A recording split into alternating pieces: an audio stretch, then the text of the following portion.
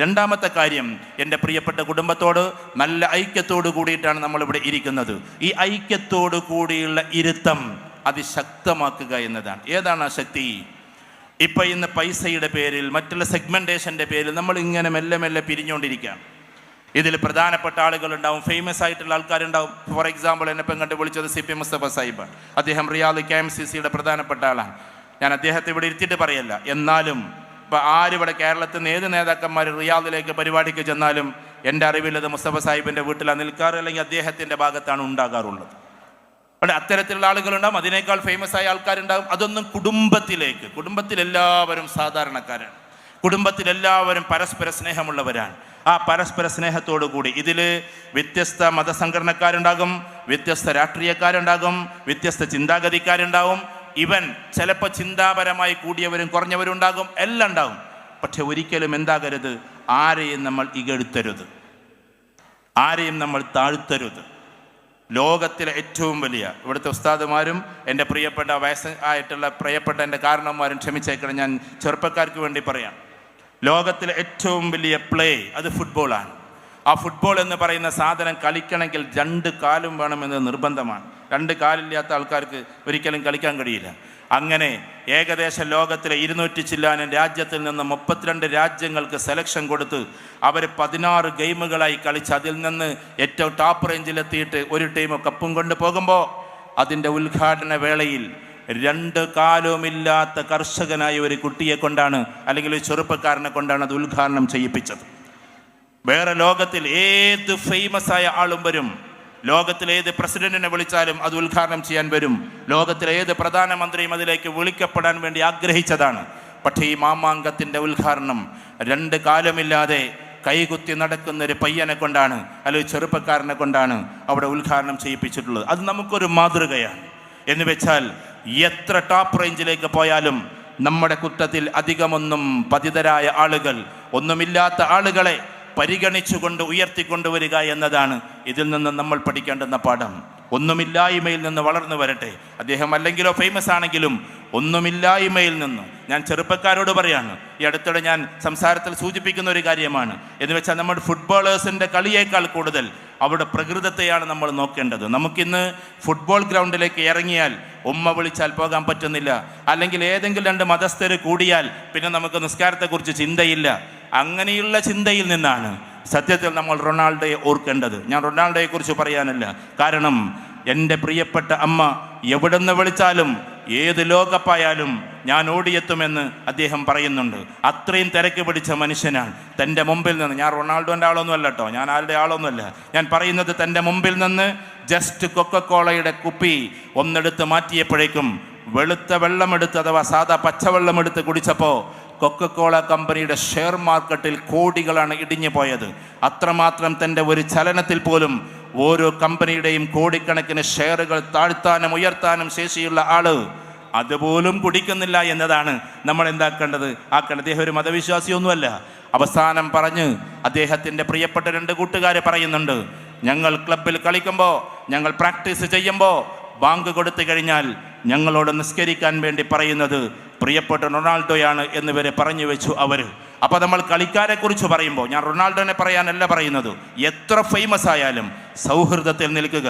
ഒരുത്തൻ്റെ കൂടെയാകുമ്പോൾ നമ്മുടെ നിസ്കാരങ്ങൾ മറക്കാതിരിക്കുക, അവരെ ഓർമ്മപ്പെടുത്താൻ മറക്കാതിരിക്കുക. തൻ്റെ അമ്മ തന്നെ കൊല്ലാൻ വേണ്ടി ശ്രമിച്ചതാണ്, അഥവാ മക്കളുണ്ട്, ദാരിദ്ര്യത്തിൻ്റെ പേരിൽ ഈ കുഞ്ഞിനെ കൊല്ലണമെന്ന് തീരുമാനിച്ച് അതിനുവേണ്ടി ഇറങ്ങി പുറപ്പെട്ടിട്ട് മനസ്സ് പടച്ചപ്പോൾ തിരിച്ചു പോന്നതാണ്. തൻ്റെ അമ്മ തന്നെ കൊല്ലാൻ ശ്രമിച്ചതാണ് എന്ന് പോലും അറിഞ്ഞിട്ടും ലോകത്തിൻ്റെ ഏത് ഭാഗത്തു നിന്നും അമ്മ മോനെ എന്നൊരു വിളി വിളിച്ചാൽ ഓടിയെത്തുന്ന കളിക്കാരൻ്റെ പേരാണ് സത്യത്തിൽ ഇത് എന്ന് നമ്മൾ അറിയേണ്ടതുണ്ട്. എൻ്റെ പ്രിയപ്പെട്ടവരെ, നമ്മൾ ആലോചിക്കണം. ഇങ്ങനെ അവരുടെ നന്മകൾ നമുക്കെടുക്കാം. ഞാൻ ഫുട്ബോളിനെ കുറിച്ച് പറഞ്ഞ അവരെ പർവ്വതീകരിക്കുകയല്ല, പക്ഷേ ഇറ്റ് ഈസ് റിയാലിറ്റി.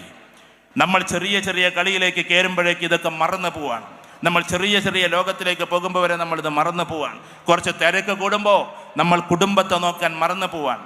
അങ്ങനെ ചില ആൾക്കാരുണ്ട്, സാമൂഹികപരമായി രാഷ്ട്രീയപരമായി ഉയർന്നു പോകുമ്പോൾ കുടുംബം നോക്കാൻ മറന്നു പോകുന്ന, കുടുംബത്തോട് പറയും ഈ കല്യാണത്തിന് പോയിട്ട് പോരെ, ഇങ്ങോട്ട് കല്യാണത്തിന് പോയിട്ട് പോരെ. പക്ഷേ എത്ര ഫേമസ് ആയാലും ലോകത്തിൻ്റെ കപ്പ് ഏറ്റുവാങ്ങിയാലും അത് ഏറ്റുവാങ്ങുമ്പോഴും തൻ്റെ കുഞ്ഞുങ്ങളെ നെഞ്ചിൽ ചേർക്കുന്ന മെസ്സിയെയാണ്. അത് കഴിഞ്ഞാൽ ആദ്യം തനിക്ക് തൻ്റെ ഭാര്യയെ കാണണമെന്ന് പറയുന്ന മെസ്സിയെയാണ് നമ്മൾ ഓർക്കേണ്ടത് എന്നതാണ് ആധുനികതയോട് എനിക്ക് പറയാനുള്ളത്. ഇയാളെന്തായി ഫുട്ബോളിനെ പറ്റി പറയുന്നത് എന്ന് തൽക്കാലം മറ്റുള്ളവർ ചിന്തിക്കല്ലേ. ഞാൻ കുട്ടികൾക്ക് മനസ്സിലാക്കാൻ വേണ്ടിയിട്ട് പറയാൻ, തനിക്ക് കിട്ടുന്ന കപ്പ് അഥവാ തനിക്ക് ലഭിച്ചാൽ തങ്ങൾ എന്തു ചെയ്യുമെന്ന ചോദ്യത്തിന് അദ്ദേഹം പറഞ്ഞ മറുപടി 500-600 കോടിയായിരിക്കും കിട്ടുക.